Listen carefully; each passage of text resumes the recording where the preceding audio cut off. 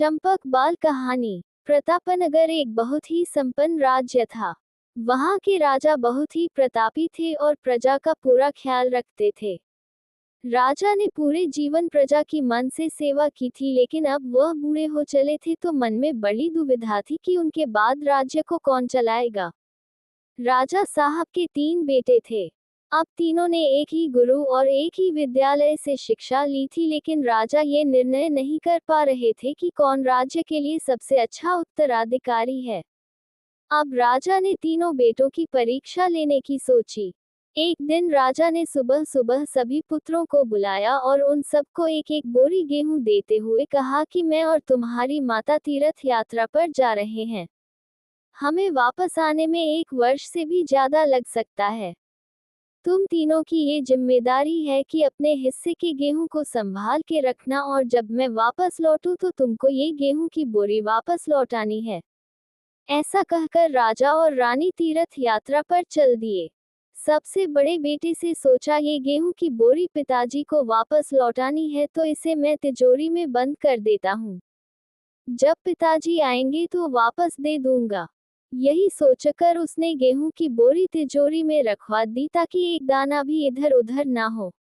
दूसरे बेटे से सोचा कि तिजोरी में तो गेहूं सड़ जाएंगे, मैं इन गेहूं को खेत में डलवा देता हूं जिससे गेहूं की अच्छी फसल होगी और पिताजी को एक बोरी की बजाय कई बोरी गेहूं दे सकूंगा। अब उसने ना गेहूं के लिए अच्छा खेत देखा और ना ही अच्छी उपजाऊ जमीन देखी और ना ही खेत की घास फूस को साफ कराया। बस ऐसे ही एक बंजर जमीन पर गेहूं डलवा दिए और कभी उनकी देखभाल करने नहीं आया। उसे लगा कि अब अपने आप फसल आ जाएगी। तीसरा बेटा ज्यादा समझदार था। उसने अपने मित्र के साथ मिलकर एक अच्छा खेत देखा जो बहुत उपजाऊ था, फिर उसकी मिट्टी बदलवाए, वहां घास फूस की सफाई कराए और फिर विधि अनुसार गेहूं के दाने खेत में बो दिए। पूरी लगन और मेहनत से खेत की हिफाजत की, समय पर खाद पानी सब कुछ दिया। साल भर बाद पहली फसल आई, उसने फिर से उसे बोया, फिर और अन्न उपजा। खेत खलिहान लहलहाने लगा। राजा यही कोई 3 वर्ष बाद वापस आया। तीनों पुत्रों को देखकर बड़ी प्रसन्नता हुई, साथ ही मन में इच्छा थी ये जानने की कि बेटों ने गेहूं के साथ क्या किया। पहले पुत्र ने जैसे ही तिजोरी खोल के दिखाई, अंदर से बहुत बुरी बदबू आ रही थी। सब कुछ सड़कर राख हो चुका था। पिता ने कहा, ये अन्न है जिससे हम सबका जीवन चलता है और तुम इसकी देखभाल नहीं कर पाए, तुम क्या राज्य संभालोगे।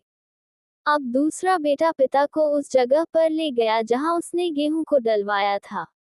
वहां जाकर देखा तो जंगल था, बड़ी बड़ी घास फूस खड़ी थी। गेहूं का तो नामो निशान ही नहीं था। राजा बहुत नाराज हुआ और उसे भी राज्य का उत्तराधिकारी बनाने से मना कर दिया। अब तीसरा पुत्र पिता को अपने खेतों पर ले गया। वाह, दूर से ही एक अलग खुशबू आ रही थी। गेहूं की फसल लहलहा रही थी। चारों तरफ हरियाली और जीवन था, और उस खेत से 50 बोरी से भी ज्यादा गेहूं उत्पन्न हो चुका था और आज भी खेत में फिर से फसल खड़ी थी। राजा का मन देखकर बहुत प्रसन्न हुआ और राजा ने तीसरे बेटे को अपने राज्य का उत्तराधिकारी बनाने का निर्णय लिया। दोस्तों, उस राजा की तरह भगवान ने भी हमें कुछ गेहूं संभाल के रखने को दिए हैं। वो गेहूं है हमारा जीवन, जिसे हम बेकार के कामों में नष्ट कर देते हैं। ईश्वर ने जीवन दिया कि दुनिया का विकास करना, आपने ज्ञान को बढ़ाना और उसे बांटना। लेकिन हम अज्ञानी लोग इस जीवन को सड़ा देते हैं और अंत समय जब ईश्वर पूछता है कि जीवन में क्या किया, तो जवाब होता है शून्य, कुछ नहीं। अपने मन की जमीन को साफ करिए, उसमें जो घास फूस है वो हटाए। मन में जो ईर्ष्या, गुस्सा और व्यसनों को हटाइए और अच्छाई के बीज बोइए। फिर ईश्वर आपसे बेहद खुश होंगे। धन्यवाद।